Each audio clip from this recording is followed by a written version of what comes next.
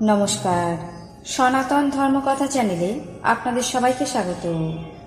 আজ আষাঢ় মাসের 1 তারিখ, মঙ্গলবার, শুক্লাপক্ষের প্রতিপদ তিথি। মহাভারতের সভা পর্বের 63তম অধ্যায়ের অন্তিম অংশ, দ্রৌপদী পণে যুধিষ্ঠিরের পরাজয় পর্ব শুরু করব। নারায়ণং নমস্কৃত্য নরং চৈব নরোত্তমং দেবীং সরস্বতীং ব্যাসাং ততো জয়মুদীরয়েৎ। যুধিষ্ঠির বললেন, হে শকুনি, আমি ভ্রাতৃদের শ্রেষ্ঠ এবং জ্যেষ্ঠ। আমি নিজেকে পণ রেখে তোমার সঙ্গে পাশা খেলা করব। শকুনি যুধিষ্ঠিরের কথা শুনে এই জিতলাম বলে পাশা নিক্ষেপ করল এবং বলল, তুমি স্বয়ং জিত হয়ে অত্যন্ত পাপাচারণ করলে। অন্যান্য ধন অবশিষ্ট থাকতে নিজেকে পণ রাখা অত্যন্ত মূঢ়ের কর্ম হল। দুরাত্মা শকুনি এইভাবে কপট পাশা ক্রিয়ায় যুধিষ্ঠির এবং তার অন্যান্য ভাইদেরকে পরাজিত করল। ওই দুরাত্মা তাতেও নিবৃত্ত না হয়ে পুনরায় যুধিষ্ঠিরকে বলল, হে রাজন, তোমার স্ত্রী দ্রৌপদী তো এখনো পরাজিত হয়নি, অতএব তুমি তাকে পণ রেখে এখন নিজেকে মুক্ত করো।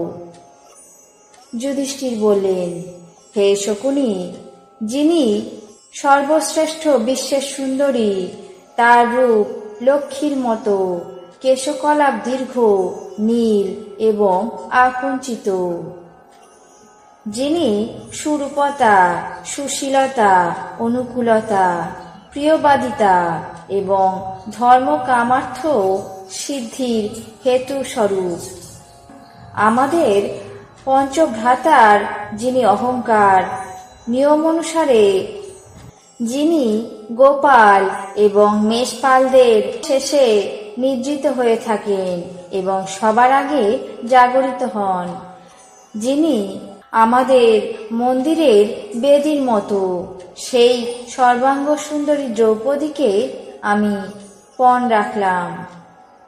ধর্মরাজ যুধিষ্ঠিরের মুখে এই কথা শোনা মাত্র সভাসদ বৃদ্ধগণ তাকে ধিক্কার করতে লাগলেন। সভা মণ্ডলী একেবারে ক্ষুব্ধ হয়ে উঠল।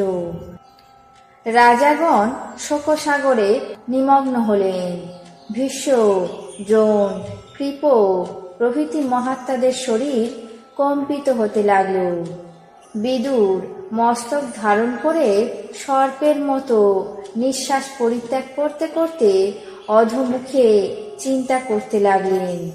রাজা ধৃতরাষ্ট্র অত্যন্ত আনন্দে মগ্ন হয়ে মনের ভাব গোপন করতে না পেরে জয় হলো কি, জয় হলো কি এই কথা বারবার জিজ্ঞাসা করতে লাগলেন। কর্ণ, দুঃশাসন এবং অন্যান্য ভাইদের আনন্দের পরিসীমা রইল না।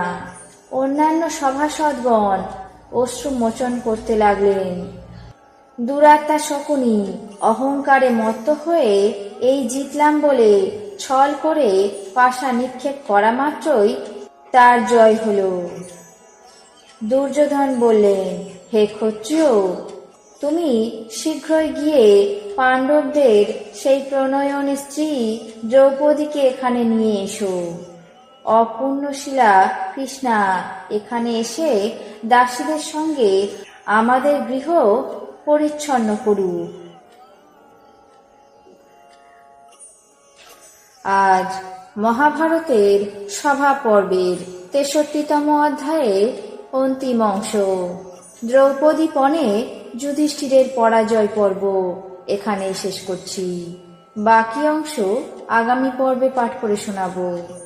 এখন জেনে নেব আজকের দিনের 12টি রাশির রাশিফল।